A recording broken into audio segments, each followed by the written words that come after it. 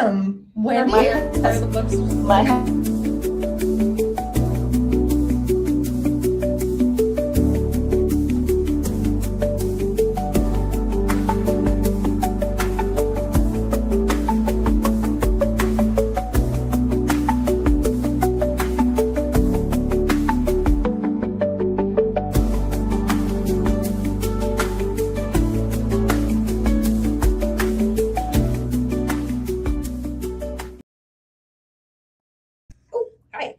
Good morning, ladies and gentlemen. This is Anna Sothen with RVA Connected. I still have my hair up from, anyway. So I am super excited because I am here with 4 fabulous women. We're doing this because look, we have an entire entourage, but we are talking about a book called Hooray for Goats, which is so cute. Anyway, so I met Mary at Crossroads. And just like you guys know, if you've ever met me in person, I am very much I'm going to talk to a random person and we're going to talk about all the things. And so that's how Mary and I met. But we're going to do this a little bit differently because Joni right here, who was an integral part of this project, has to leave because I was running late. So Joni, go ahead and introduce yourself to our audience, please. Thank you, Anna. It's great to be with y'all today. I'm Joni Albrecht and owner of Little Star Publishing, and we were proud to publish Mary Burris's book, Hooray for Goats, and Wendy Daniel illustrated the book, and Christy Orcutt is the inspiration behind it. She owns RVA Goats. So I'm the publisher of this wonderful children's book that is available where books are sold. I love that. So I have a hard time. So I'm a publisher as well. But when I say publisher, people are like, well, what does that mean? Do you write books? And I'm like, no. Do you I don't do anything like a typical publisher does. I have 2 community magazines. I help businesses get in front of their ideal customers. So when I meet an actual publisher, I'm like, no, that's not, we don't do the same thing. So share with people what an actual publisher does. So we're an independent press. We're based out of Richmond, Virginia, but we've worked with authors from California to North Carolina and many here in Richmond, including Mary. We are all about illuminating stories that we believe need to be told and deserve to be told and will make the world a better place by their telling. It's increasingly difficult for authors to acquire a contract with a traditional publisher. So the independent press has found a really powerful place in today's world because there's been a lot of consolidation in the publishing world. The United States is down to 5 main presses. So wow. The indie press fills a huge void and really ensures that localities are generating authentic stories. That is really what Little Star is all about. I love that. So do you have a specific genre that you work with or that you prefer to work with? Because obviously this is a children's book. Yeah, this book is really special. We haven't done a lot of children's books, but we were really drawn to this project, one, because of the story and Mary and her passion for sustainability and her vision for having a series of children's books that would focus on sustainable practices. And this one, Goatscaping, is just such we are so lucky in Richmond to have Goatscaping available. And so we really loved this project. We do a lot of fiction and historical fiction. I would say that's been more of our bread and butter. And then we also have a line of books that we do for industry, nonprofits in particular, that need an efficient and sustainable way for them to produce books. I love it. And we're going to talk about goatscaping because it's not what you guys are thinking. Okay, so mind out of the gutter. We're going to talk about it in just a minute. So what do you think that people who want to publish a book, what's their biggest barrier of entrance or how do I get this project? Because I was sharing with you guys that I had met somebody who was like, hey, I have a children's book idea. So what's the biggest obstacle that people face? Well, I mean, I think getting representation, really in the traditional publishing world, you would get an agent.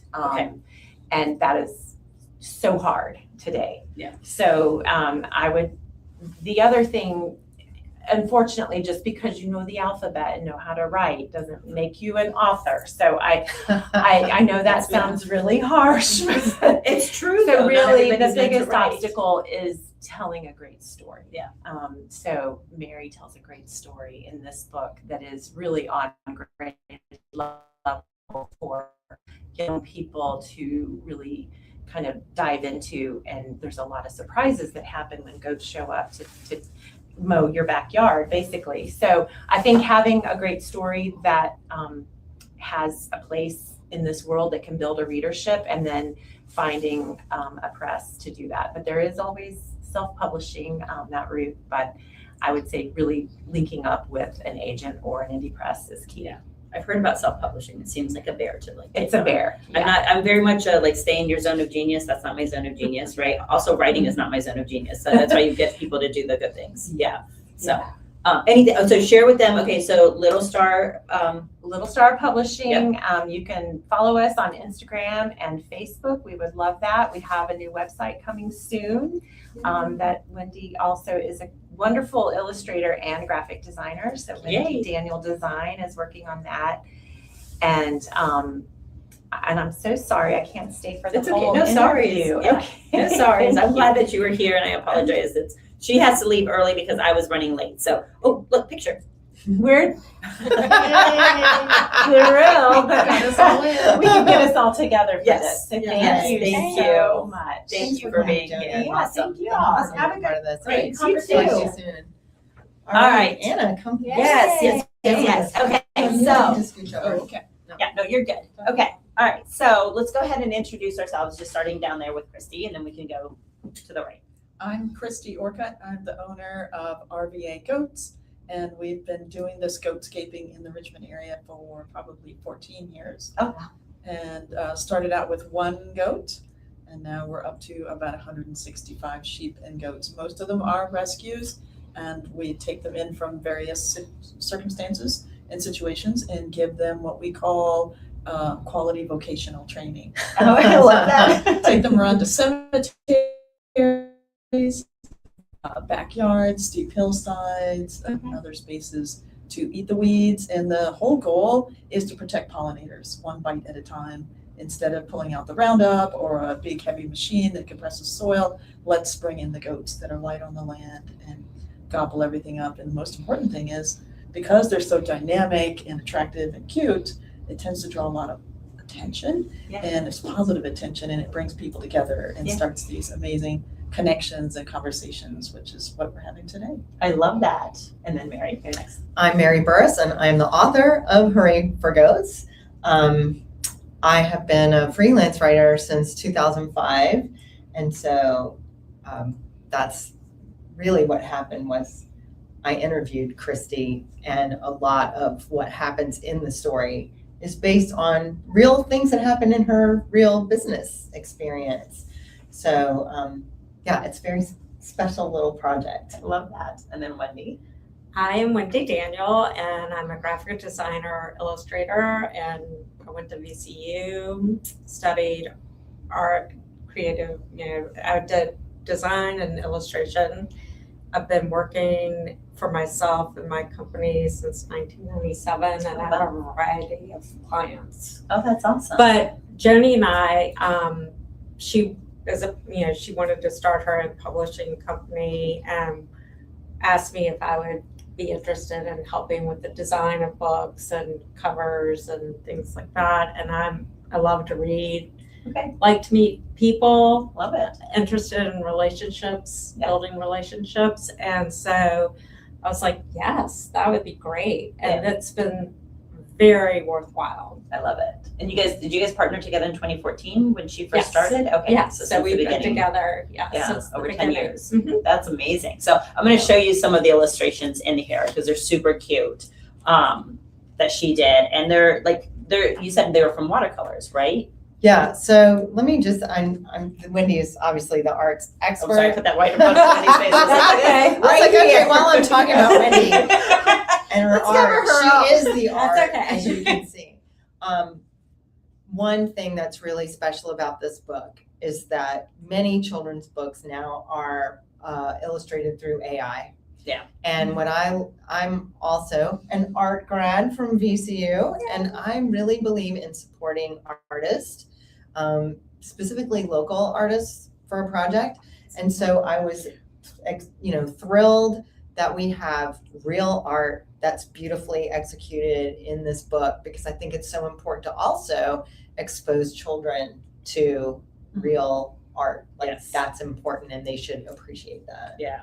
And it looks like no other book I've ever seen. So I I love agree, that yeah. too. It really makes it Yeah. special. Like you look at this and you can tell that the goats have, like the dog has total attitude. Like the Yeah. dog is just like, I'm And that's here. one of Christie's dogs. Is it? Yeah. So really pretty. And this is really her dog Castor. I love So it. I wasn't kidding. Is he watching over the goats? Is he the one, like the head of everybody, like making sure that they stay in line and do the Well, things? he makes sure that everybody else stays in line, like Yeah. local dogs that aren't part of the project, Oh, people walking by they that, like to get involved. yeah, they Uh-huh. don't read the signs that say do not pet the goats or whatever, that the Right. fence is electric. Most people don't really read that. And so Oh. the dog's job is to protect the goats and protect people So that they don't get zapped. so they don't get Yes. zapped. And then they get mad because they didn't read the sign. That's right. Okay, not that that's ever May I probably show happened my before. favorite picture? Yeah. She just turned to it. I love this. Look at the color and the detail. And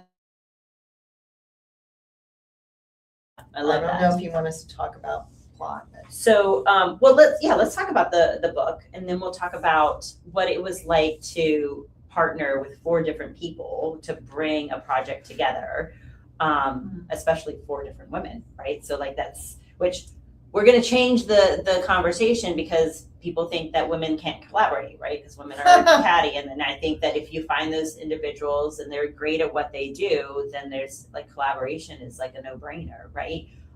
So yeah, let's talk about the plot of the book. Okay, so you want the plot or how the book came to be? The first? plot. Okay, so the plot is, well, as I said, the things that happen in the book are based on real life things that happen in Christie's work. So I interviewed her because that's, I was a journalist. So I was like, all right, this is going to be the basis of this book. So I created a whole fictional character, this little girl, Keisha, and she moves to a new neighborhood and she doesn't know anyone. And school doesn't start for 5 weeks. So there's no hope of meeting anybody for 5 more weeks. And she wants to go play in the yard. And then there's just all these invasive plants and weeds. There's not even room to throw a ball for her dog, Boots. So Boots is actually named after my sister, but don't tell anyone. And she'll be like, what? Our That's not secret. my name. And I'll be that Bootsy was your nickname. Right, yeah. So the little girl, Keisha, goes and complains to her mom, it's not fun around here. And the mom says, well, let's get rid of these weeds. Would that help, to have a place? She's like, yeah. So they research, notice the computer, because that's where we go now. They research different ways to mitigate weeds. And they look at do it yourself with garden tools. No, that's work. It's not fun. Yeah. Use plant poison. No, that's bad for the environment. Use big machines to dig up the vines. No, that's just would be stinky and horrible and yuck. Expensive. So then they have cover the yard with big plastic tarps. No, that takes a long time, and then it's still nowhere to play. And then hire goats. And so they decide that the most fun thing is to hire goats. And so Christy comes with a goat. And I won't tell you everything that happens because you'll want to, of course, get a copy of the book and read it. But the neighbors start to peek over the fence. And one of the things I asked Wendy to do as an illustrator was make little Easter eggs in here. And so you see the next thing that's going to happen is the neighbors get curious, which really happens, right, All Christy? the time. Mhm. And so they start to come Makes over. me think of Wilson from Yes. the Home Improvement. Yeah. Right, Yeah. exactly. So What's they're going on over there? what's going on? Or if you're older, Mrs. Kravitz. Right? Oh, Those of you who know Mrs. Kravitz will know what I'm talking about. So the neighbors start to come over and they bring food. And the next thing you know, somebody brings a guitar and it's a party, and they start coming every night because they're having so much fun just sharing this experience of I love watching that. the goats. So they fix up the yard and it's just great. And, of course, now they've built community. But then it comes time for the goats to leave. And everybody is a little bit sad. Yeah. Because it's time for them to go. And then one of the neighbors says, hey, they can come to my house next, which really happens in real life. I bet how many Oh. people are like seeing it, and it's no different than you get your house power washed, and then all of a sudden they get 5 more ideas, Yes. right? Because they're like, oh right, I should probably clean my house too. Yeah. Exactly. And so then the party continues and, somebody else hires them after that. So I'm a nerd and also a K through 12 licensed teacher in Virginia. So I put information about goatscaping in the back of the book because I want parents and kids to understand this and what they eat, what they don't eat, just The to whole learn more processes, about yeah. it. And then I put suggested activities to reinforce concepts in the book. So this is for kids of different ages, what to do, from finding a picture you can color on, and print out from the computer to going out into the world and engaging with goats or nature in different ways. So goatscaping, if you guys haven't picked up on it, is you have an overgrown yard or something like that, or things that has briars and you're trying to figure out how. So the goats actually come in and eat all the things. The poison ivy, the briars, the English ivy, everything that's choking the trees, all the stuff that you don't want to touch. So how did you come about to I know you started off with one goat, right? And now you have 165. So that's quite a progression. But how Took a did few you, years. so I know that you wanted always to be a farmer, but how did you get into the goats and the sheep and this and having RVA goats specifically? Oh, well, I had the same problem the homeowner in the book does. Okay. I had an overgrown space. I needed to figure out how to get it under control. It was full of briars that were scratching me, and the mower wouldn't stay running because carburetors, Right. And I was just overwhelmed and perplexed with how to solve this problem. So I complained on Facebook. Okay. And somebody responded in the comments section and said, why don't you get a goat? And one of my neighbors down the road goes, hey, Christy, I've got a goat. Why don't you come get it? So I did and brought him over, and he just started eating. And then he was lonely, so I got a second goat for him, and the two of them together just powered through all those briars, all that poison ivy in the yard. So And great. then we were out of food because they'd eaten it all. And I'm like, Okay. well, what am I going to do with these goats now? And I worked at Lewis Ginter Botanical Garden Lewis Ginter Botanic Garden at the time. And they had tentatively hired a pair of goats to help them out with some weeds behind one of the irrigation lakes, and those two goats didn't show up. They didn't show up for work. Right. Like if you can't get humans to show up, you can't get goats to show up either. This is very strange. Yes. And since I worked there, I thought, well, it could be, instead of bring your daughter to work day, it could be bring your goat to work day. I love that. And so I got permission to bring my two goats to work each day. So I brought them in the morning, set them up in front of their meal, and then took them home each evening. And they ate their way through all that ivy in the back. And then somebody at Bryant Park, which is a park that's just a mile away, heard about what we do. And I guess it was in the newsletter maybe for the Lewis Ginter, the branch or whatever they call that.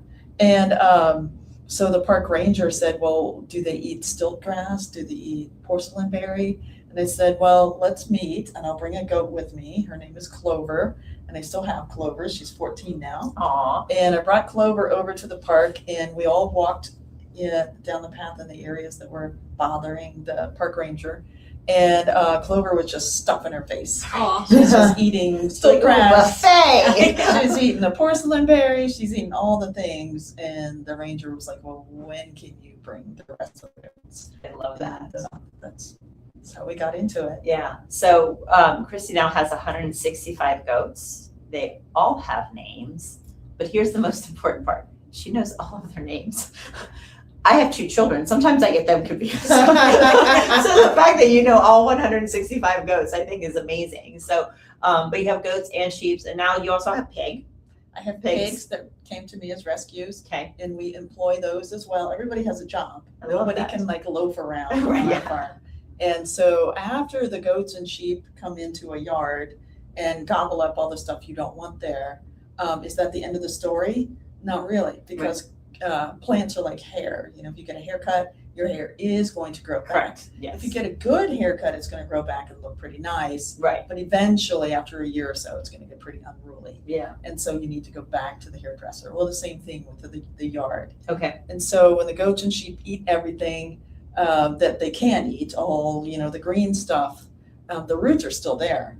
Okay. And so a lot of people are like, well, it didn't work. Well, it worked It for did. getting the space cleared out enough for you to look at it and go, well, now what? Right. And so you can either manage it yourself. Mhm. You have all these choices to make like Keisha had.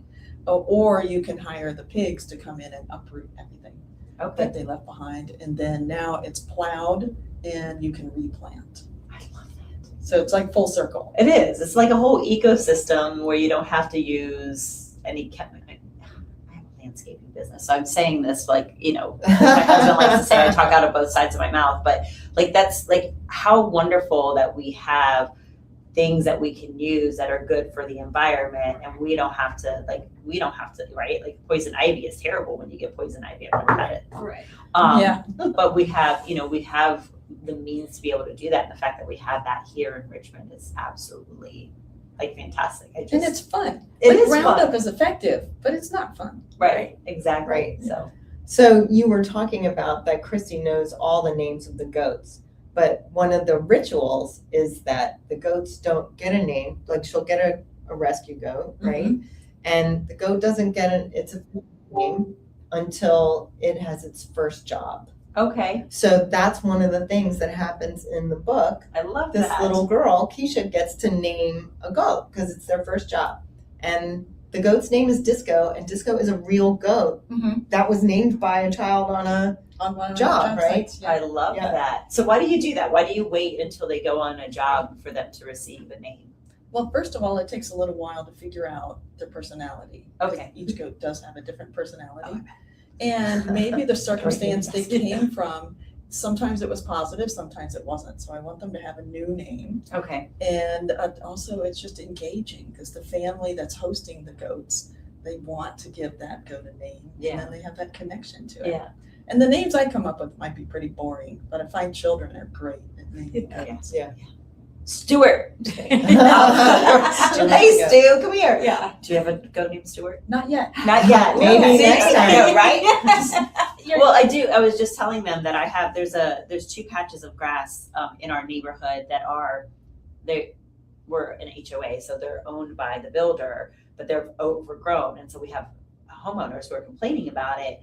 And I'm like, oh my God, I would so rather bring the goats and have them do that, and then have all of the children, and like you said, like Yes. adults also love to come watch, because I would love to watch a goat eat grass. I mean, like that's not It's something you so watch every single day. entertaining. I bet it is, and with their personalities, right? Yeah. So I'm going to suggest that. I'm on the board, so I'm going to suggest that All we right, do that great. versus going in and mowing and all that kind of stuff. So Just I- no easy. Yeah, go ahead. I'd love to tell you how this project came to be, Please do. and these 4 women entrepreneurs Yes. came together to create it. Yeah.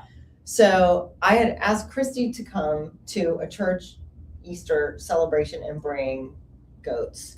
And she did, and we were chatting, and I was telling her that this was 2024. I dared myself to write 10 children's books in 2024. That's a whole nother story, but I'm just nerdy that way. I was like, I'm going to write 10 children's books. So I was telling her about that, and she goes, well, I've always wanted a children's book to go with my business to give to children and families I work with. Would you be, I was like, can I take a crack at that? So I interviewed her, and I came up with the story, and Christy liked it.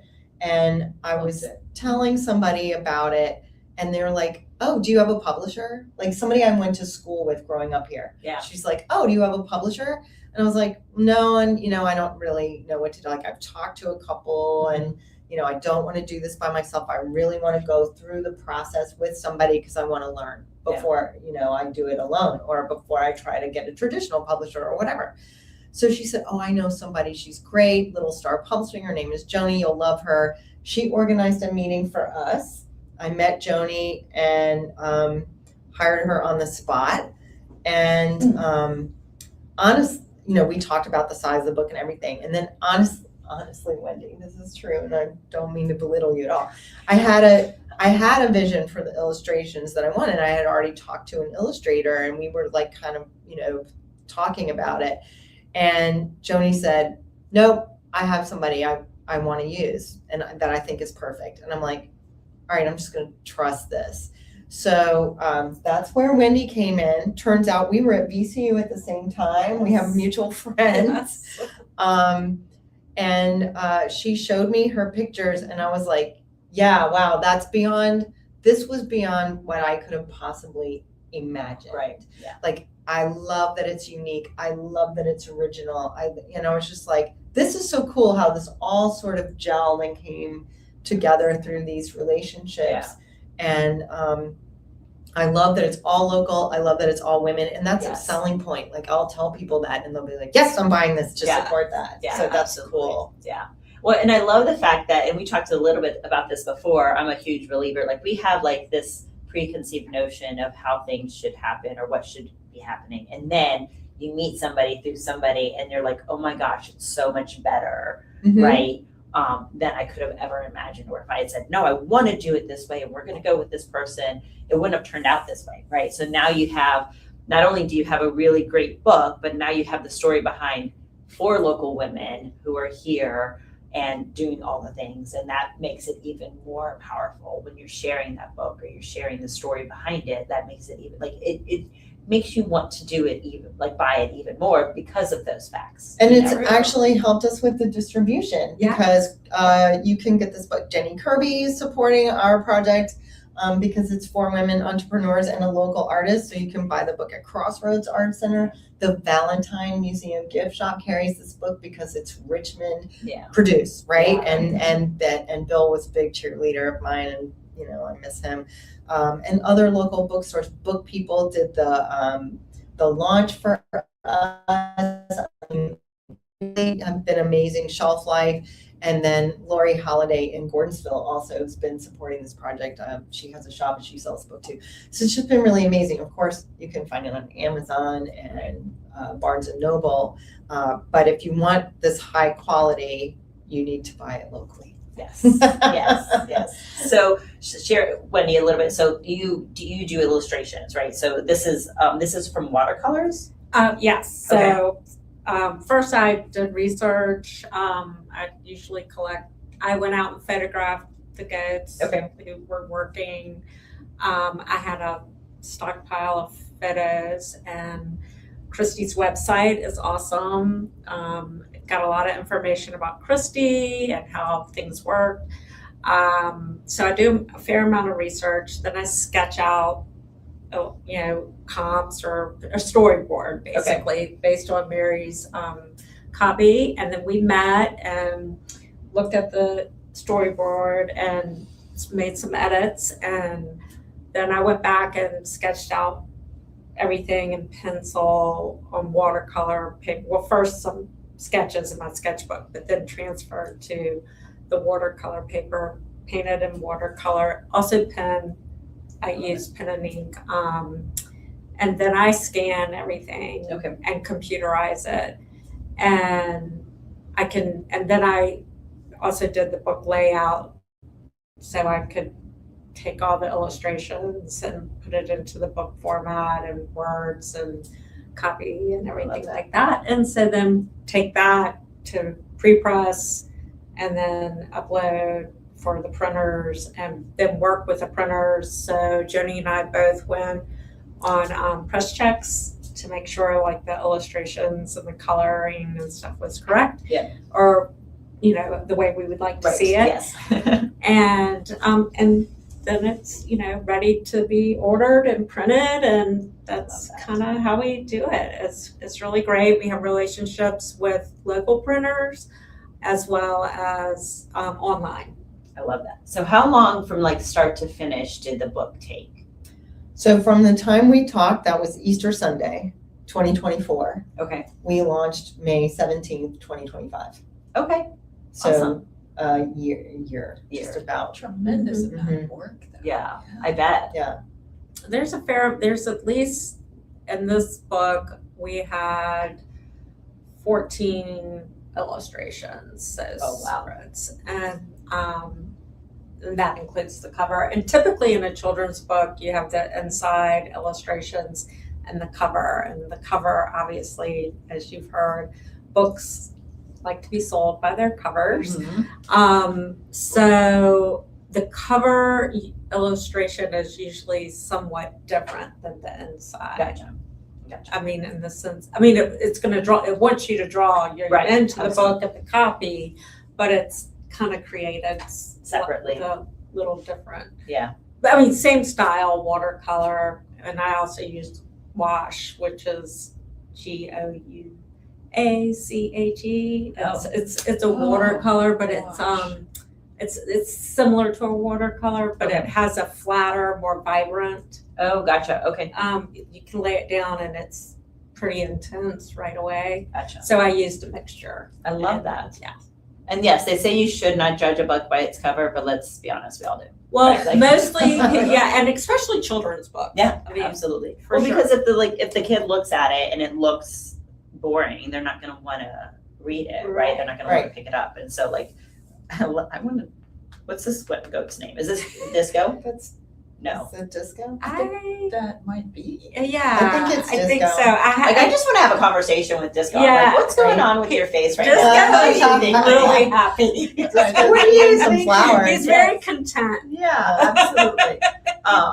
But yeah, I love it. So, okay, so they can find it. There's a couple different bookstores around here that they can find it. Mhm. Obviously at Barnes & Noble and Amazon as well too. But so as we wrap this up, like what's the one thing that you want to share, and I'll ask each of you individually, either about this project or about your business that you want to share with our audience that maybe made an impact or just like one last food for thought. A nugget. A nugget of thought. Yeah, a nugget of thought. Well, thinking about food. Yeah. That's all goats think about. Yes. Goats and sheep and pigs.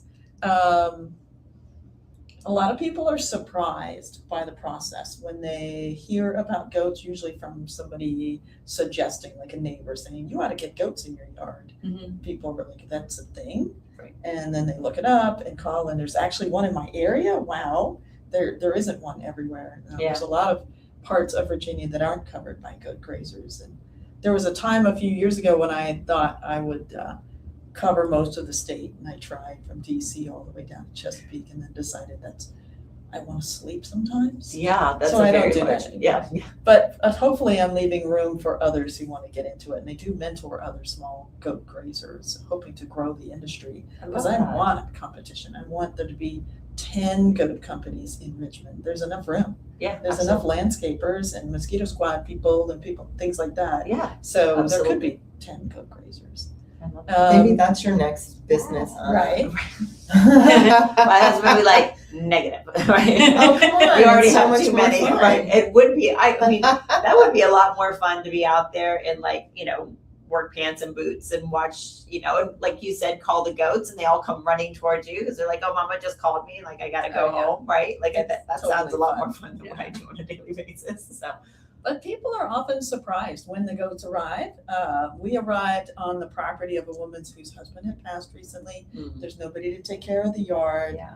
And it was starting to get, she was embarrassed by how messy it was. So Yeah. she called us. She invited her grandsons to come over. They were there on the deck waiting for the goats to arrive. We opened the goat trailer doors, and the goats came bouncing out into her yard, and she burst into tears because she didn't expect how beautiful it would be. Yeah. And That makes every me cry. day she's just, I think she's sad that the goats are going to leave when they finish Yeah. because she Maybe she'll didn't buy them know. for you. Maybe, but she didn't know how many friends she was going to meet, how isolated she had become Oh. in her home, and all the neighbors have been stopping by, and Yeah. she's really loving the experience. Some people worry before the goats arrive that they're going to be noisy or stinky or something like that, and they find out that they're actually adorable, unique, Yeah. and just It's so much bigger than them eating.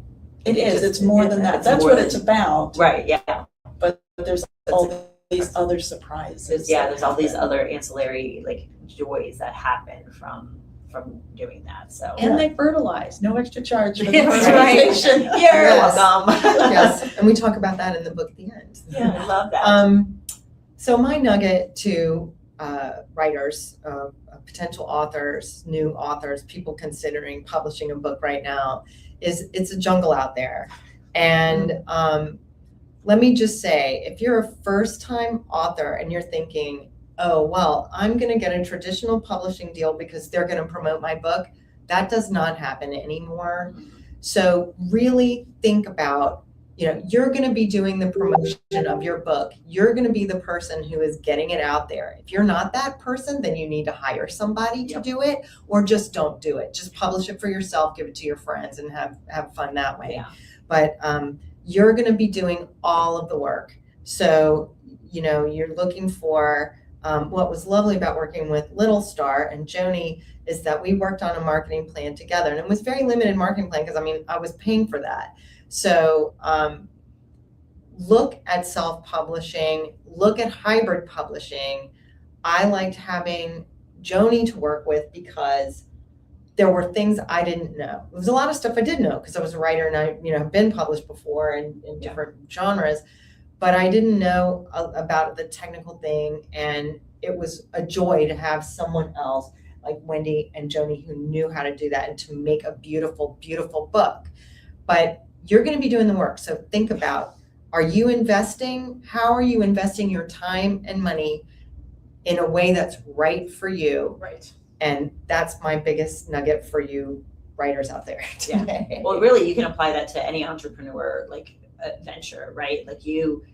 I always talk about this book. It's the who, not the how. Mm-hmm. Right. And so they're a baker and they want to open this bakery, and then they realize, oh, I have to do all the things. I'm the HR person. I'm the cleaner. I'm the cashier. I'm all of these things. And so this is no different. Like, you have to figure out whether you are willing to hire the person to do the things, or if you're going to do it and bootstrap it. But I always stay in your zone of genius. Right? If your zone of genius is writing the book, then hire the people to do the things, right? Because they're going to do it quicker, faster, more efficiently, and probably 1,000 times better than you And would. and I learned a lot by having amazing professionals Right. on my team with me, Yeah. right? As a team. I'm not going to say my team. I'm going to say as a team Yeah. working together. Yeah. And I'm so excited about the next project. So this is a series. It's just one in a series. And the next one this is actually, we did the Star Wars release. This is the middle book. Right. The first book is about urban beekeeping, and we've already started, Wendy and I started conversations about that already. And then the third one is about pollinator gardens. And then many people have asked me to write one about chickens, and I was just saying, I haven't written that one yet, but I'll do it. I already have the concept. But it's so great to know. I'm going to go through this series with these amazing people. And Chrissy also has bees and makes honey. So I get to keep her for the next one too. Yes, I love that. But I love that this is what happens when I trusted, I just decided to do something, and I trusted, and then this beautiful thing was created. And the best part about this for everybody out there is the joy that comes from someone seeing the book, and they love the illustrations. They love that there's a solid concept here. There's a message, a seed to plant in children, to love the earth, because there's only one, supply and demand here, people. And they just get so excited, and that's the best feeling in the world. I love that. How about you, Wendy? I love all of that. And I think that's one of the reasons that I was really drawn also to this particular, getting excited about this particular children's book and doing the illustrations, is I felt like Mary had a goal and a purpose behind the book to try to help educate families, kids, a connection with the community. Christy obviously does that. I'm totally inspired by the work that she does. I think for me and what I do, I love meeting people and hearing what they're doing and finding out about their work, their history, the connections that they have. And it just helps me be more creative, and then just kind of like now, meeting you and hearing about everything that you're doing and what you do. And I just find that we have so much to give to each other, and we can gain so much from meeting people and just sitting down and talking and finding out what's going on. And this book has been a really fun process for me to do, and I just hope that it gets out there more, and I'm looking forward to working on the other ones. They're great stories. Love that. Yeah. Yeah, I love that. So I am going to put the link in the comments. So for you guys, if you want to purchase it, it'll be available there. But Christy, if you can share your website so people know where to go if they want to have a goat party. That sounds great. I'd love that. It's rvagoatsandhoney.com. Love it. And then Mary, do you have a website for your book? I do. It's Mary Burris on Squarespace. That's my website. I do most of my promotion on Facebook. So just Mary Burris, that's BURRUSS, and I'm on Instagram as well. Perfect. And then Wendy, how about you? How can people reach you? I am WendyDanielDesign.com. Awesome. Perfect. I love it. Yeah. Well, thank you guys for tuning in today. This was, again, like this, when I met Mary, I was like, oh my gosh, I have to have, especially when I found out it was 4 women collaborating together and they were all here local, like that just made my heart sing. So thank you guys for coming today and being a part of this. And so we'll tune in. Did you want to say something else? Yeah, I have a shameless plug. She's like, I have I saw her arm just like twitch. Energy going. Yeah. Keep it going. This weekend, RVA Children's Book Fair at Diversity Richmond. So I'll be there with many other children's book authors, and it's going to be a great place to find. Gosh, the holiday season is right around the corner. So if you're looking for some good books for your Great book to give out during children Christmas. or your Let's not talk classroom about or your holidays. library or your grandchildren, I come on love to it. the RVA Children's Book Fair at Diversity Richmond this Saturday, August 8th. Thank you. Yes. From 11 to 4. I love it. All right. Thank you guys for tuning in. As always, tune in next week because I have one of my BNI members coming to visit us, and he owns a landscaping company. How serendipitous is that? That's funny.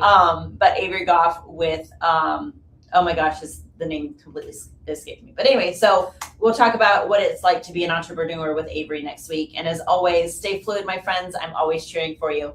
Bye, guys. Love you. Bye. Thank you. You're welcome. So we're still live, and we're just gonna hit the end stream.